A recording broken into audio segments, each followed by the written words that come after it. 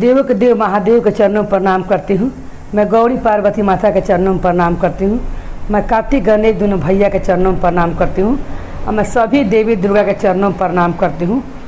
और जितने गुरु भाई बहन लोग हैं उनको मैं प्रणाम करती हूँ।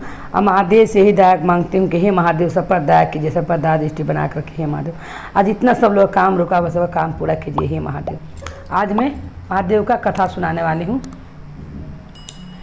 एक गांव में एक बूढ़ी रहती थी। वो अपना दो बहू के संग बूढ़ी रहती थी।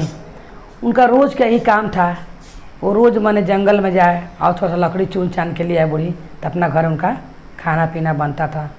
दोनों बहुत झगड़ालू थे। दोनों में तनको पटवे नहीं करता था, बड़ी वाला छोटी वाली में। एक दिन सोचती हैं, ये बूढ़ी मामा रहती हैं कि मैं दिन भर जाकर आज जंगले में ही रहूँगी। ये दोनों के झगड़ा से मैं तंग आ गई हूँ। और यही कहते हुए वो खेत में माने जंगल में चल जाती है। और लकड़ी चुन करूँ रहता है बेल का पेड़, वहीं पर बैठ जाती है। वहीं पर बैठ कर महादेव को याद करने लगती है कि हे महादेव, ये बुढ़ारी में एक तो मैं जंगल में लकड़ी चुनने आती हूँ, पर दोनों के दोनों बहू रोज़ घर में कचकच करती हैं, रोज़ लड़ाई करती हैं। आज मैं दिन भर यहीं रहूँगी। और कह कर वहीं पर वो सो जाती है। जब सो जाती है तो जब उनका आँख खुलता है सवेरे में, तो क्या देखती हैं कि मेरे पास आके एक ठो नाग बैठा हुआ है। इन नाग के देखकर डरा जाती हैं। तो नागता बोलते हैं कि डराइए नहीं माँ। माँ बोलते हैं उसी समय बूढ़ी मामा को कि आप डराइए नहीं, मैं 2-3 दिन से भूखा हूँ, मेरे लिए दूध का थोड़ा सा व्यवस्था कर दीजिए।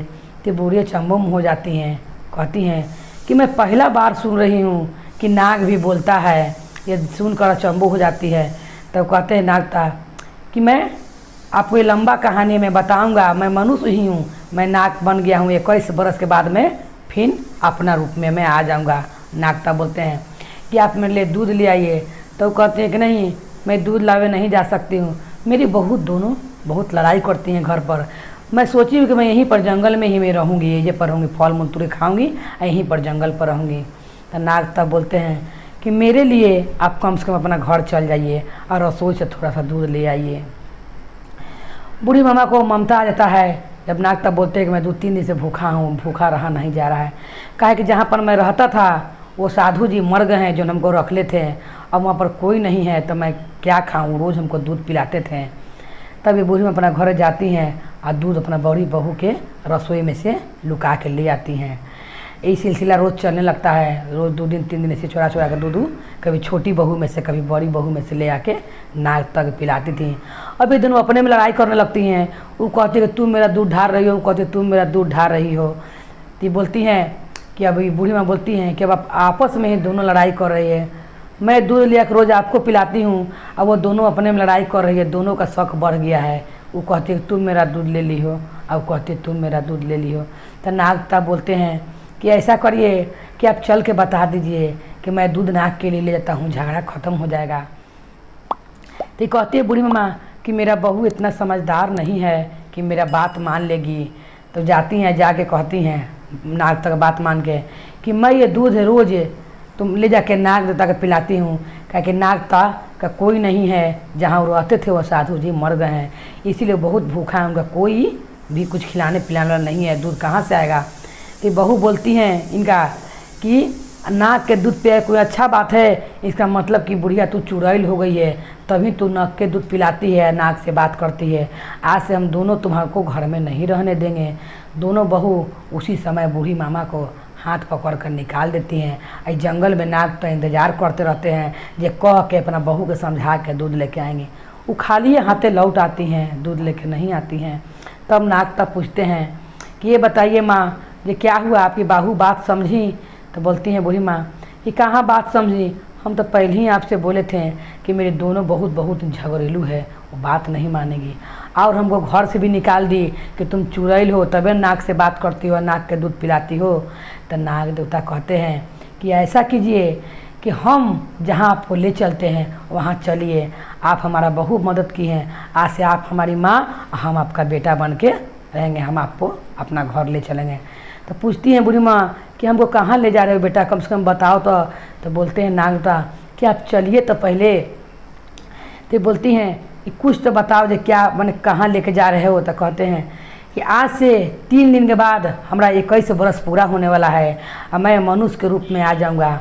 तो पूछती हैं, जो बूढ़ी माँ रहती हैं कि मनी कैसे हुआ हमको बताइए। तो वही नाग तब बताते हैं कि मैं एक राजा रानी के घर जन्म लिए हुआ था, मगर मैं नाग में जन्म था। तो मेरा पापा मुझको क्या किए राजा साहब कि हमको साधु घर रखवा दिए कि तुम साधु ही रहो, जब 21 बरस में मनुष्य के रूप हो जाएगा तो हम ले आएंगे। क्या कि राजपाट वाला आदमी सब क्या कहेगा कि राजा घर वो नाग जन्म लिया है। इसीलिए राजा साहब हमको साधु जी के पास छोड़ गए थे, जो हमारे लोग के पुरोहित थे उनके पास, और वो भी मर गए। तो हम क्या करें, अब हमको चल रहे हैं।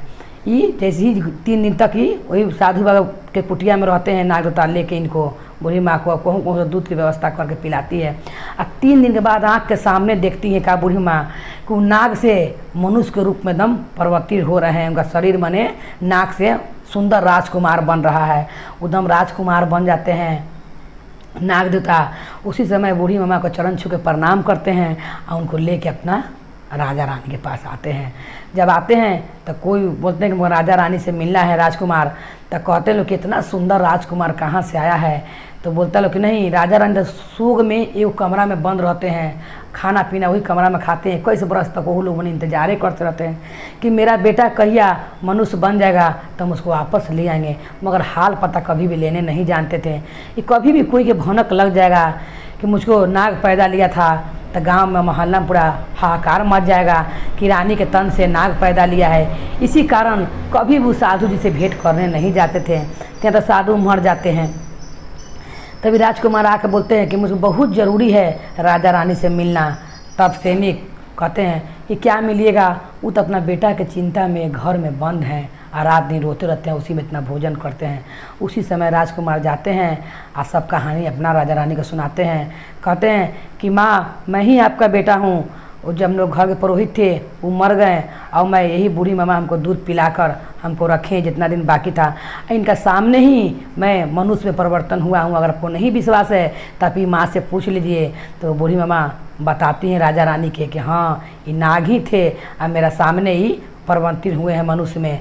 उसी समय राजा रानी गले लगाते हैं राजकुमार को और उसी दिन से राजकुमार को रखने लगते हैं अपना साथ। और नाग देवता कहते हैं कि आप जन्म देने वाली माता हैं और ये मेरी धर्म की माता है, इसीलिए मैं दोनों माता को नहीं छोड़ सकता हूँ। जब भी रहूँगा तो दोनों माता के साथ ही रहूँगा। और उसी दिन से नाग देवता के संगे दोनों आदमी दोनों माता के संगे अपना राजपाट में रहने लगते हैं। और बूढ़ी मामा भी रहने लगती है। बोले हर महादेव की जय, गौरी पार्वती मैया भवानी की जय, भैरव भैया की जय।